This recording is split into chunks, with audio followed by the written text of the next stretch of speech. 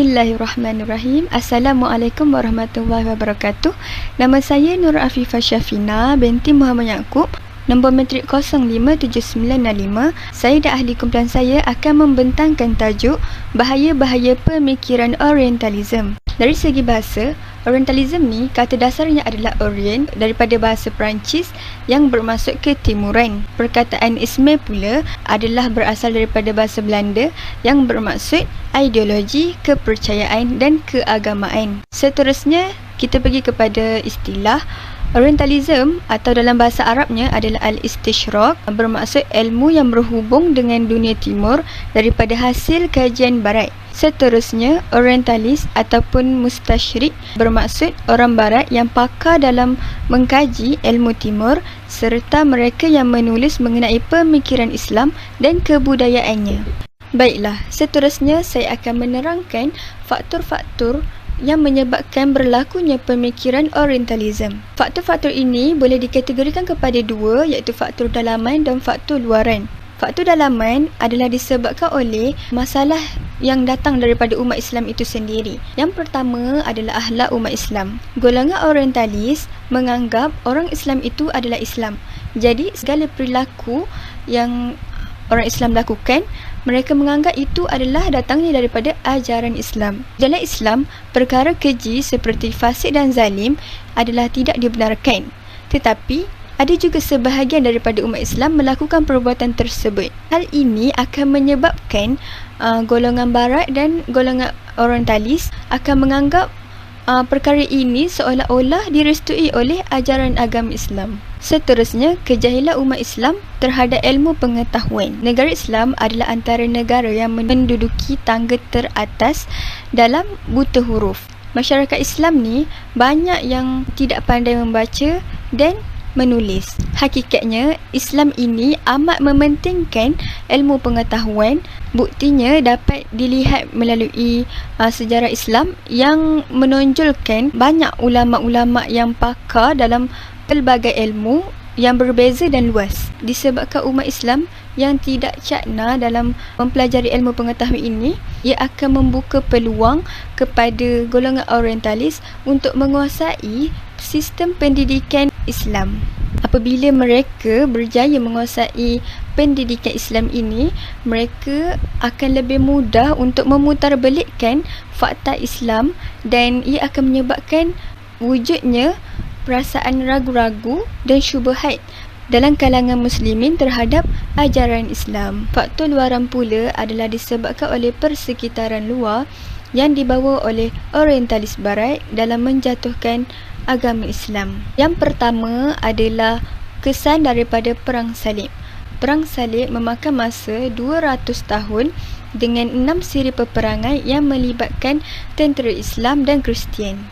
Kekalahan Perang Salib ini telah membuka mata masyarakat Kristian bahawa kemenangan umat Islam ini adalah disebabkan agama Islam itu sendiri. Jadi, mereka sedaya upaya merangka strategi untuk menjatuhkan umat Islam, iaitu dengan mengubah peperangan bersifat ketenteraan kepada peperangan idea dan pemikiran. Peperangan ini telah memberi impak yang sangat buruk dan bahaya kepada masyarakat Islam sehingga menyebabkan masyarakat Islam ini sukar untuk bangkit semula. Selain itu, dari aspek penjajahan politik, maklumat Orientalism ini adalah untuk melumpuhkan sistem Islam.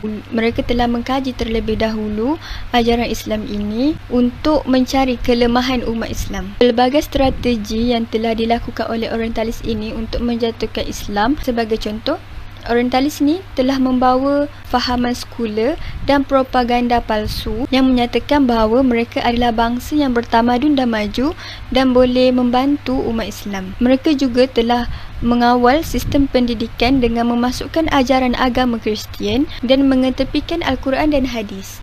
Kesannya, pemikiran umat Islam akan lebih tertumpu kepada Barat dan akan berlakunya pemesongan akidah. Sekian, itu sahaja daripada saya. Terima kasih.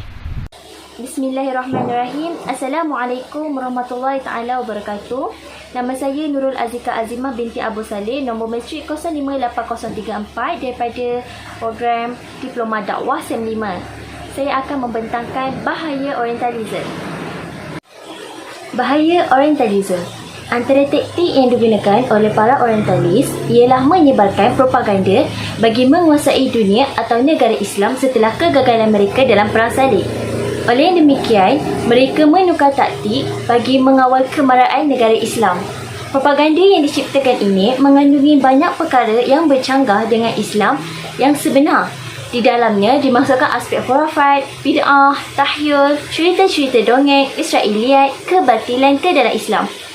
Dengan ini, terbuailah umat Islam ke dalam aliran-aliran pemikiran yang sesat ini, terutamanya bagi generasi muda. Yang pertama adalah mencipta propaganda yang bercanggah dengan agama Islam. Materialism adalah perkara pertama yang lebih bahaya dalam aliran pemikiran ini, iaitu besarnya nafsu yang menggugat orang-orang lemah dan menjadikannya punca keutamaan bagi mencapai kejayaan dengan cepat bagi mereka. Yang kedua, wujudiah ataupun dipanggil sebagai existentialism. Existentialism adalah aliran kebebasan yang melepaskan dirinya dari semua ikatan kemasyarakatan, hukum peraturan serta adat-adat istiadat dan mengakui semua agama, tak punya tempat, tidak mempunyai isteri dan atau tidak mempunyai tanah.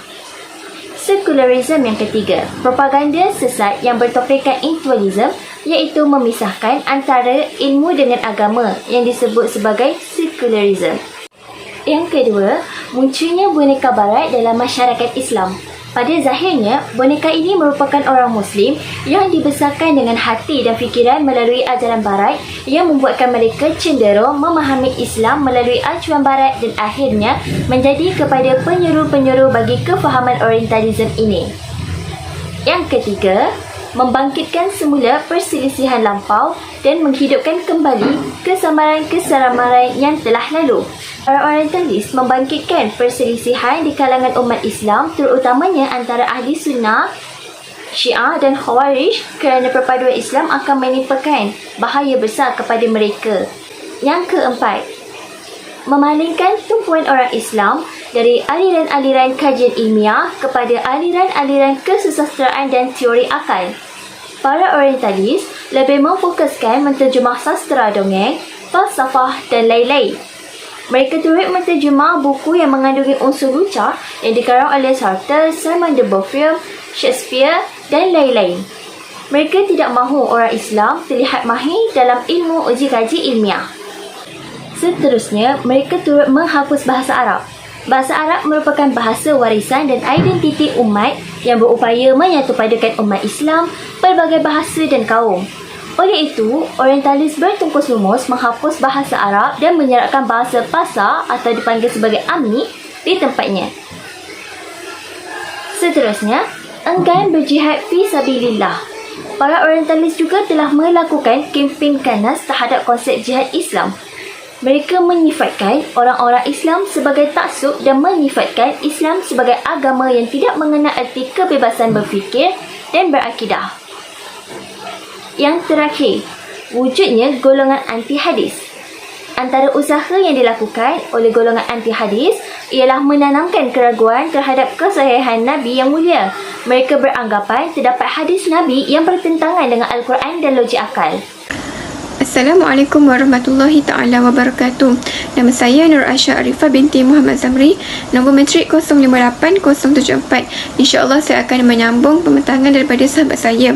Saya akan menceritakan serba sedikit mengenai langkah ataupun usaha yang perlu kita lakukan untuk mengatasi pengaruh Orientalisme ini. Jadi umat Islam mesti mengambil langkah jangkaan berkaitan dengan percubaan Orientalis untuk memutarbalikkan fakta dan membuat tuduhan yang merugikan Islam dan umatnya. Yang pertama, antara usaha yang perlu kita lakukan untuk mengatasi pengaruh Orientalisme ialah dengan mengambil langkah menulis sejarah dan tamadun Islam. Kerana satu-satunya jalan untuk mengatasi kebatilan yang digemburkan oleh Barat adalah tanggungjawab ilmuwan Muslim untuk segera menyediakan pusat-pusat pengkajian yang menyelidik kebatilan dan kekeliruan ilmiah kaum Orientalis ni. Dengan kata lain, untuk menghancurkanlah kebatilan, pemikiran harus dengan pemikiran yang lurus berdasarkan logik dan hujah akal. Selain itu, Usaha yang kedua adalah dengan mengukuhkan kefahaman tentang Islam.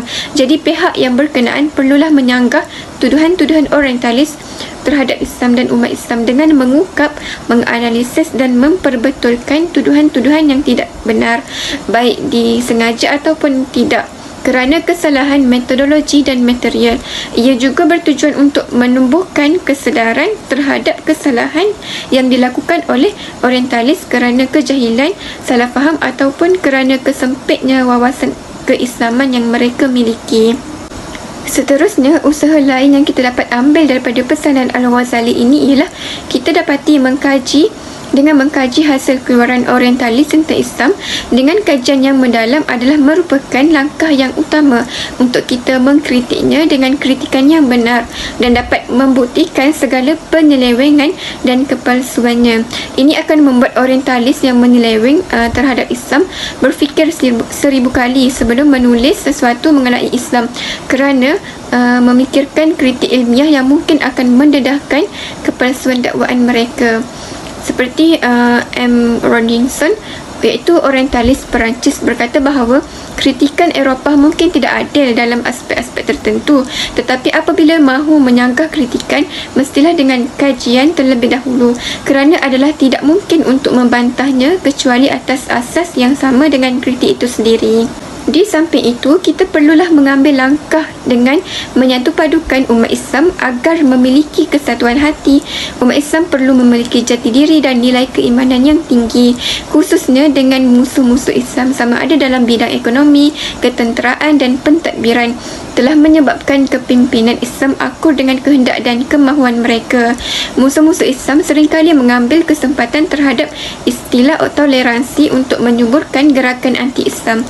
Jadi melalui perpaduan umat Islam, pasti sebarang propaganda mampu ditangani bersama, kerana penyatuan umat itulah kunci kekuatan umat Islam, kunci kekuatan Islam sendiri. Langkah yang terakhir dalam mengatasi pengaruh orientalisme ini adalah dengan menguasai ilmu dan teknologi. Jadi usaha harus dipertingkatkan supaya orang Islam ni dapat menguasai segala bidang ilmu termasuk sains dan teknologi yang boleh menandingi kemampuan orang-orang barat orientalis, yakin dan berusaha untuk menerapkan fahaman mereka dan dijadikan sebagai teras dalam menambahkan pengetahuan. Jadi untuk itu, usaha menerapkan ilmu pengetahuan yang bersendikan akidah dan syariat perlu diperkembangkan lagi sejak dari bangku sekolah rendah agar akan melahirkan generasi yang mampan dan ampuh dalam menghadapi apa jua anasir-anasir daripada pihak yang berusaha menyelewengkan akidah dan pegangan umat Islam. Pandangan orientalisme terhadap doktrin Islam. Para orientalis telah banyak menyebarkan serangan terhadap Islam dan Nabi Muhammad SAW sehingga menyebabkan krisis salah faham masyarakat terhadap Islam. Mereka telah banyak menyangkal isi kandungan Al-Quran, hadis dan sejarah Islam. Antara kritikan dan kajian orientalis terhadap doktrin Islam ialah: yang pertama, meragukan keyakinan terhadap wahyu Allah iaitu Al-Quran. Cuba untuk menakut-nakutkan dunia barat tentang bahaya Al-Quran dengan mendedahkannya melalui kajian ilmiah.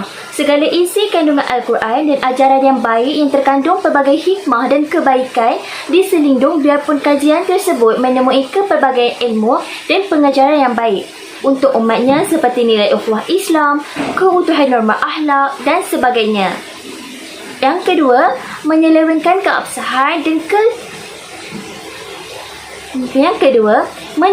keabsahan dan kredibiliti hadis-hadis Rasulullah, yang itu menganggap bahawa hadis-hadis ini adalah ciptaan umat manusia itu sendiri untuk menguatkan kumpulan masing-masing. Mereka juga turut meragui hadis itu apa yang disampaikan oleh Rasulullah. Mereka turut mendakwa bahawa hadis-hadis itu terputus sanad dan tidak bersambung hingga ke Rasulullah. Malah mereka juga mendaifkan hadis-hadis yang dinyatakan sahih oleh umat Islam. Yang ketiga, kritikan terhadap ketokohan Nabi Muhammad SAW. Orientalis turut menciptakan kisah-kisah yang dinamakan Israiliyat, di mana ianya juga menceritakan bahawa Nabi Muhammad ini merupakan seorang penyair. Mereka turut mendakwa bahawa Nabi Muhammad merupakan seorang yang mudah terikut dengan keadaan sekeliling kerana perbezaan dakwah di Mekah dan juga di Madinah. Selain itu ialah kajian sejarah umat Islam termasuk kisah-kisah tokoh Islam. Mereka mengangkat tokoh-tokoh Inggeris yang menjadi tokoh agung, sebagaimana mereka menjadikan Augustus Comte sebagai bapa sosiologi yang dikatakan telah mengasaskan ilmu tersebut, walhal Ibn Khaldun adalah tokoh yang sebenar. Sekiranya mereka menulis tentang ketokohan Islam, pasti diselitkan juga kisah yang tidak baik. Selain itu, mewujudkan jurang dan salah faham dalam kalangan umat Islam. Kajian-kajian terhadap fikrah atau kumpulan-kumpulan ini nyatanya tiada objektif, melainkan jalan bagi memperlebar jurang kesalahfahaman ini. Apabila hancur perpaduan dan mula berpecah belah di antara kalangan umat Islam, maka akan menjadi lemahlah kekuatan orang Islam. Hal ini dapat diperhatikan pada zaman pemerintahan kerajaan Turki Utsmaniyah. Manipulasi penggunaan bahasa Arab. Bahasa Arab Fushah didakwa tidak lagi relevan bagi perkembangan zaman ini. Malah mereka turut mencampurkan bahasa asing ke dalam bahasa Arab, turut menggalakkan aneka lorat agar berlaku perselisihan dengan bahasa Arab yang sebenar, iaitu Lahjah Quraisy yang diangkat oleh Sayyidina Utsman sebagai bahasa Al-Quran. Gerakan ini dilancarkan dengan alasan bahawa Arab Imamiyah lebih mudah dan praktikal kerana tidak terikat dengan nahwu dan saraf, manakala tulisan Latin pula telah digunakan hampir seluruh bangsa di dunia dan di samping itu juga mudah untuk ditulis. Kajian Islam terhadap perundangan dan negara. Mereka mempersoalkan akan keberkesanan hukum Islam dalam dunia yang semakin moden ini. Hal ini kerana menurut mereka, hukum Islam banyak terpengaruh dengan persekitaran dan permasalahan umat terdahulu. Pada masa kini pula, banyak negara-negara umat Islam pasca penjajahan umumnya masih meneruskan sistem perundangan barat. Sehingga kini, mereka masih berpegang dengan kepercayaan mereka bahawa hukum Islam tidak ada dan tidak relevan lagi buat masa kini. Yang terakhir, mewujudkan sistem pendidikan sekular dan berganda. Melalui penjajahan, mereka menyebarkan kristianisasi secara halus dengan menyelitkannya ke dalam sistem yang mereka ciptakan yang akhirnya diperkenalkan dan digunakan di negara yang dijajah. Selain itu, mereka turut melakukan bantuan amal, membina prasarana pertempatan yang baik agar kelihatan ihsan dalam agama mereka. Selain itu, kajian yang mereka lakukan terhadap agama Islam hanya tertumpu kepada perkara-perkara kecil supaya agama ini dipandang remeh oleh agama lain. Mereka turut mengaitkan istilah jihad dengan nama tentera supaya umat Islam dan agama lain takut dengannya. Golongan orientalis ini juga turut memperkenalkan istilah-istilah yang menggerunkan seperti Islamic Terrorist dan Islamic Bomb, yang mempunyai kaitan rapat dengan kumpulan fundamentalism Islam, fanatik Islam dan ekstremis Islam. Sekian saja daripada saya. Terima kasih. Baiklah, saya akan menyambungkan tentang pandangan Islam terhadap bahaya orientalisme. Tuduhan-tuduhan yang dibuat oleh orientalis, baik mengenai Al-Quran dan hadis, telah pun membuatkan Islam ni memandang bahawa orientalis itu adalah sekelompok orang daripada kaum Yahudi dan Nasrani yang kegiatannya hanya menunjukkan sifat dan sikap kebencian terhadap doktrin dan umat Islam sebagaimana yang dikenal pasti oleh Allah Subhanahu Wa Taala dalam kitab suci umat Islam, iaitu Al-Quran Al-Karim. Antaranya adalah pandangan balas Islam terhadap tuduhan orientalis yang tidak berasas sama sekali mengenai keaslian sumber Al-Quran. Contohnya, Muhammad Khalifah menyatakan tuduhan Anderson dan Watt tidak berasas sama sekali. Hakikatnya, tidak kira betapa kreatifnya imajinasi seseorang, tidak akan mampu melahirkan suatu hasil karya terbaik yang sama keseluruhannya ataupun sebahagian daripada kandungan Al-Quran. Teori mereka juga salah kerana teori tersebut sama seperti dakwaan-dakwaan yang diajukan kepada Nabi Muhammad SAW oleh orang-orang kafir yang menggunakan istilah mimpi-mimpi karut sebagai ganti kepada imajinasi. Seterusnya, umat Islam juga menolak tuduhan Gottziher, iaitu orientalis, tentang penulisan hadis merupakan ciptaan generasi umat Islam yang terkemudian. Umat Islam menyatakan bahawa hadis ni telah dicatat semasa Rasulullah SAW masih hidup. Walaupun Nabi SAW ni tidak memerintahkan supaya hadis ditulis secara rasmi pada masa hayat baginda. Nabi SAW tidak mengarahkan penulisan hadis secara rasmi kerana khawatir hadis akan bercampur dengan Al-Quran dan bilangan sahabat yang pandai menulis ketika itu. Kerana bilangan sahabat yang pandai menulis ketika itu pun tidak ramai. Namun terdapat sebahagian sahabat yang telah menulis hadis dengan izin baginda. Antaranya ialah As-Sahifah As-Sadiqah oleh Abdullah bin Amru bin Al-Ash dan As-Sahifah As-Sahihah oleh Abu Hurairah radhiyallahu anhu. Jadi kenyataan ini menunjukkan dakwaan orientalis berkenaan periwayatan hadis ini adalah salah sama sekali. Setelah itu, yang ketiga adalah Islam menyatakan bahawa pandangan Goldziher iaitu orientalis yang mendakwa bahawa hadis ini tidak dicatatkan ataupun ditulis melainkan setelah berlakunya pertelingkahan antara umat Islam ini tidak tepat, kerana sebelum Nabi Muhammad SAW wafat, baginda telah meletakkan asas yang kukuh dalam agama Islam melalui penjelasan Al-Quran dan huraian baginda sendiri. Nabi SAW juga memerintahkan umat Islam berpegang teguh kepada Al-Quran dan As-Sunnah. Akhir sekali, yang kelima adalah seorang orientalis iaitu Schad, orientalis daripada Jerman, mendakwa tidak ada satu pun hadis sahih terutama pada kitab fiqh yang dapat dijadikan sandaran hukum bagi umat Islam, dan semua hadis yang terdapat dalam kitab tersebut bukanlah hadis-hadis bersumberkan Nabi Muhammad SAW. Oleh itu, Islam memberi pandangan bahawa kitab sirah, fiqh dan kitab yang bercampur di dalamnya iaitu antara hadis dengan fiqh bukanlah merupakan kitab hadis yang muktabar dan sebagai sumber rujukan asas ke atas hadis Rasulullah SAW. Ini kerana apabila seorang ingin mengkaji suatu hadis, hendaklah dirujuk terhadap kitab-kitab yang muktabar. Jadi kesimpulan yang kita dapat daripada tajuk bahaya orientalisme ini, seperti yang kita tahu, serangan orientalis dalam pemikiran Islam adalah suatu ancaman yang sangat bahaya. Bahkan bahayanya sukar untuk dikesan, seumpama barah yang hanya dapat dikesan setelah rosaknya banyak. Oleh yang demikian, apabila melihat kepada peranan aktif yang dimainkan oleh golongan orientalis ini yang sangat bahaya kepada masyarakat dan negara, serta usaha mereka yang tidak pernah terhenti meracuni pemikiran umat Islam selama ini. Jadi mewajarkanlah semua pihak mengambil langkah berjaga-jaga menyekat dan memantau gerakan ini daripada terus merebak, terutamanya dalam bidang penulisan, penerbitan serta dialog di laman internet di negara kita. Jadi umat Islam sendiri perlu bijak memilih antara yang baik dan buruk agar tidak terpedaya ataupun terperangkap di dalam sangkar intelektual ciptaan orientalis. Baiklah, sekian itu sahaja daripada kumpulan kami. Wabillahi taufiq wa hidayah. Wassalamualaikum warahmatullahi taala wabarakatuh.